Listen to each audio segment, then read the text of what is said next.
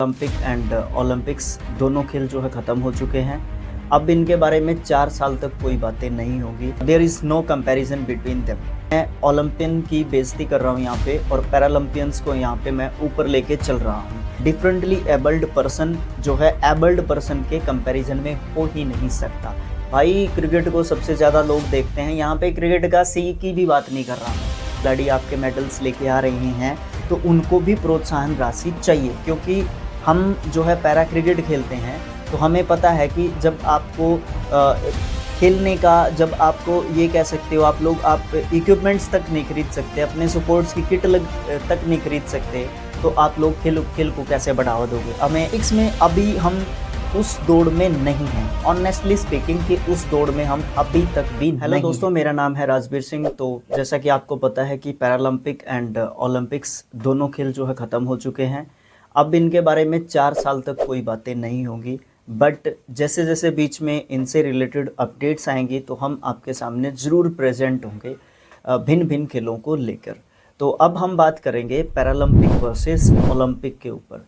तो सबसे पहले अगर हम बात करें यहाँ पे पैरालंपिक की, तो पैरालंपिक में हमारे टोटल मेडल 29 मेडल हमने जीते।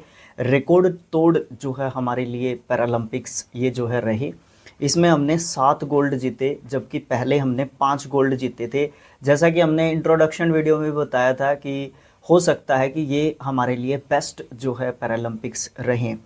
7 हमने यहाँ पे गोल्ड जीते, 9 हमने यहाँ पे सिल्वर जीते और 13 मेडल्स हमने जो है यहाँ पे जीते। क्या नाम लेते हैं उनका, सिल्वर मेडल्स जो है हमने यहाँ पे जीते। तो पैरालंपिक वर्सेस ओलंपिक वीडियो में हम 5 से 6 पॉइंट्स पे बात करने वाले हैं। नंबर 1 मेडल्स के बारे में बात करेंगे, या नंबर ऑफ मेडल्स बोल सकते हो। दूसरे नंबर पे फिजिकल एबिलिटी की बात करेंगे। तीसरे नंबर पे सपोर्ट की बात करेंगे। चौथे नंबर पे पॉपुलैरिटी की बात करेंगे और 5वें नंबर पे बात करेंगे एक्सपेंडिचर की, कि डिफरेंट स्पोर्ट्स पे हम एक्सपेंडिचर कैसे करते हैं, क्या है, और फिर यहाँ पे डिफरेंस क्या आपको देखने को मिलता है। इन सब चीज़ों पे हम जो है यहाँ पे बात करने वाले हैं। तो सबसे पहले अगर हम लोग बात करें मेडल्स की, पैरालंपिक वर्सेस ओलंपिक की, तो there is no comparison between them. यहाँ पे कोई भी कंपैरिजन है ही नहीं। अगर आप मेडल्स के हिसाब से देखोगे तो कोई कंपैरिजन नहीं है। नंबर ऑफ मेडल्स जो है पैरालंपिक्स के पास उससे भी ज़्यादा हैं गोल्ड। जितने total number of medals Olympics में हैं उससे ज़्यादा मेडल्स जो है आपको पैरालंपिक्स में देखने को मिल रहे हैं। एक बात और, इस वीडियो को इस दृष्टि से कभी भी ना देखा जाए कि मैं ओलंपियन की बेइज्जती कर रहा हूँ यहाँ पे और पैरालंपियंस को यहाँ पे मैं ऊपर लेके चल रहा हूँ। ये सिर्फ एक ये बोल सकते हो आप लोग, इस वीडियो को आप एक जो है आलोचना या समालोचना या बढ़ावा देना खेलों को, उस दृष्टि से आप लोग इस वीडियो को ट्यून कर सकते हो। उसके बाद मेडल्स के बाद हम बात करते हैं फिजिकल एबिलिटी की। देखो, सबको पता है और जिसको नहीं पता होगा उसको अब पता चल गया होगा कि पैरालंपिक्स स्पेशली एबल्ड प्लेयर्स के लिए है, स्पेशली एबल्ड पर्सन्स के लिए है, पीडब्ल्यूडी पर्सन्स के लिए है, पर्सन विद डिसेबिलिटी पर्सन्स के लिए है। वो डिसेबिलिटी अलग अलग प्रकार की होती है, 5 से 6 डिसेबिलिटीज़ होती हैं। ये खेल इन्हीं लोगों के लिए करवाए जाते हैं, ठीक है। उसके बाद ओलंपिक्स की बात करें तो ओलंपिक्स जो है सामान्य यानी कि नॉर्मल जो है प्लेयर्स के लिए या पर्सन्स के लिए जो है ऑर्गेनाइज करवाए जाते हैं। तो ये फिजिकल एबिलिटी की यहाँ पे बात चल रही थी।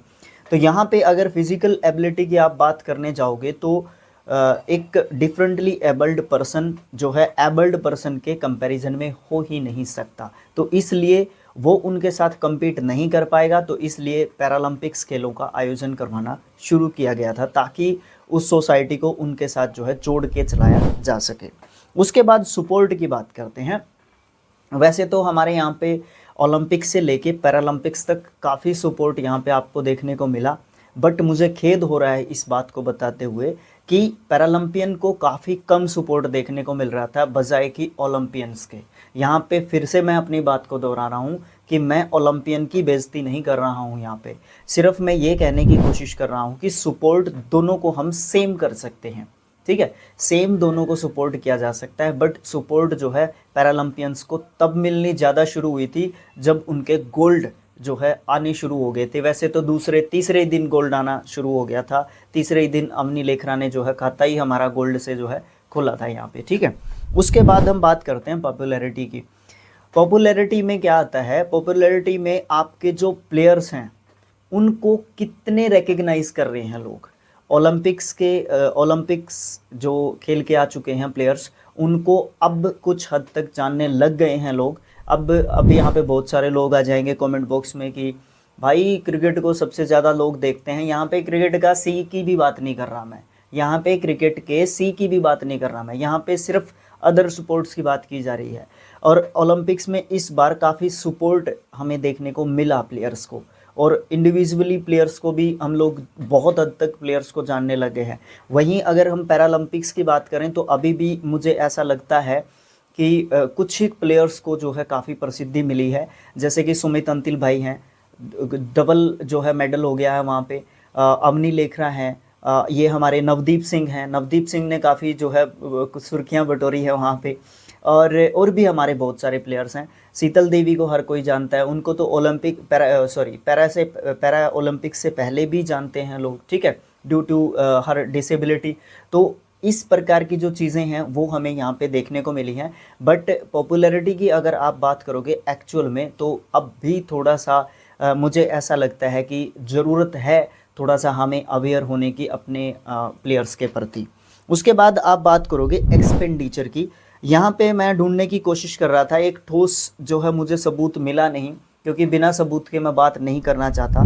मुझे यहाँ पे एक फैक्ट्स बूस्टर नाम का एक पेज मिला, और इस भाई ने लिखा हुआ था कि चलिए नज़र डालते हैं पैरालंपिक और ओलंपिक खिलाड़ियों पर। पैरा एथलीटों पर 74 करोड़ रुपए 84 एथलीटों पे जो है खर्च किए गए, और 29 जो है यहाँ पे 29 यहाँ पे मेडल्स लेके आए।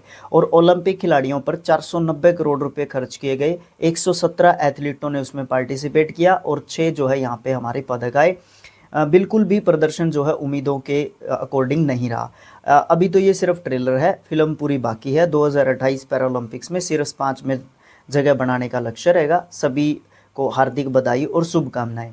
मैं ये कह सकता हूँ, अगर पोस्ट के अकॉर्डिंग मैं ये कह सकता हूँ कि ये जो फैक्ट्स बूस्टर जो पेज है, या तो इसने लाइक लेने के लिए ये चीज़ की है, या फिर ये पैरा जो है खेलों को ज़्यादा जो है प्रीफर करते हैं बजाय कि नॉर्मल जो है प्लेयर्स के या खेलों के, ठीक है।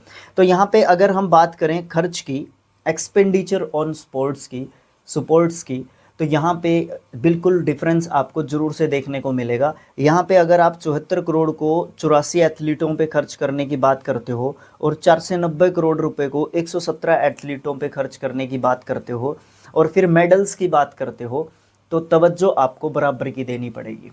अगर मेडल्स आपके पैरा खिलाड़ी आपके मेडल्स लेके आ रहे हैं, तो उनको भी प्रोत्साहन राशि चाहिए, क्योंकि हम जो है पैरा क्रिकेट खेलते हैं, तो हमें पता है कि जब आपको खेलने का, जब आपको ये कह सकते हो आप इक्विपमेंट्स तक नहीं खरीद सकते, अपने सपोर्ट्स की किट तक नहीं खरीद सकते, तो आप लोग खेल को कैसे बढ़ावा दोगे। हमें अलग अलग काम करने पड़ते हैं, अपना काम करना पड़ता है, और फिर खेल को भी हम आगे बढ़ाने की कोशिश कर रहे हैं। तो इसी चीज़ को देखते हुए हम लोग ये कह सकते हैं कि हम लोग नॉर्मल्स के जो है अभी उनकी आलोचना नहीं कर रहे हैं। बस बात ये है कि कहीं ना कहीं इनको भी सपोर्ट मिलनी चाहिए, ठीक है, ओके। उसके बाद हम बात करते हैं अपना डिफरेंस की। डिफरेंस आपको देखने को मिलेगा पैरालंपिक में 1968 से लेके 2020 तक।